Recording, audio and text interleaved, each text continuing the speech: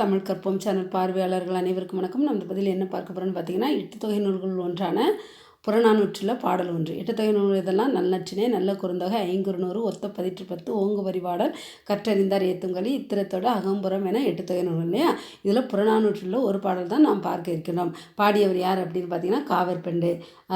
இந்த திணை எதில் வரும் அப்படின்னா வாகை திணை. அதாவது மொத்த திணைகள் 12 இருக்குல்ல. பிரபல திணைகள் இதெல்லாம் வெட்சி, கரந்தை, வஞ்சி, காஞ்சி, உளிங்கை, நொச்சி, தும்பை, வாகை, பாடன், பொதுவியல், கைக்கிளை, பெருந்திணை, இவ்வாறு 12 திணைகள் ஒன்று வாகை திணை இல்லையா. அந்த வாகை திணை பற்றிய பாடல் தான், வாகை திணையில் உள்ள பாடல் தான் இது.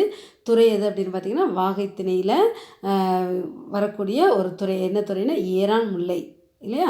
அப்போ என்ன திணைன்னு கேட்டால் வாகை, என்ன துறைன்னு கேட்டால் ஏரான் முல்லை. பாடியவர் யார்? காவற்பெண்டு. பாடல் பார்க்கலாம். சிற்றில் நற்றூன் பற்றி நின் மகன் யாண்டு உளன் ஆயினும் அறியேன், ஓரும் புலி சேர்ந்து போகிய கல்லலை போல ஈன்ற வயிறோ இதுவே, தோன்றுவன் மாதோ போர்க்களத்தானே. பார்த்திங்கன்னா இந்த பாடலை விளக்கம் என்னென்னு பார்க்கலாம் வாங்க. என் வீட்டில் உள்ள நல்ல தூணை பற்றி கொண்டு நின்று உன் மகன் எங்கு இருக்கிறான் என வினவுகிறாய். அவன் எங்கு இருக்கிறானோ எனக்கு தெரியாது.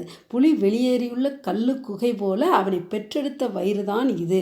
அவன் தானாகவே போர்க்களத்தில் தோன்றுவான். அதாவது ஒரு பெண் ஒரு தாயிடம் சென்று உன் மகன் எங்கே என்று கேட்கிறாள்.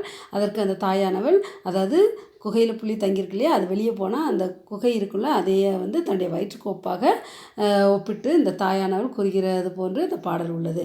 ஃப்ரெண்ட்ஸ், இந்த பதிவிலிருந்து கண்டிப்பாக வினாக்கள் இடம்பெறுவதற்கு வாய்ப்புண்டு. திரும்பவும் சொல்கிறேன். அதாவது இந்த பாடல் எதில் இடம்பெற்று என்ன இதில், அதாவது புறநானூறா அகநானூறா என்று கேட்கலாம். இது எதில் இடம்பெற்றது? புறநானூறில்.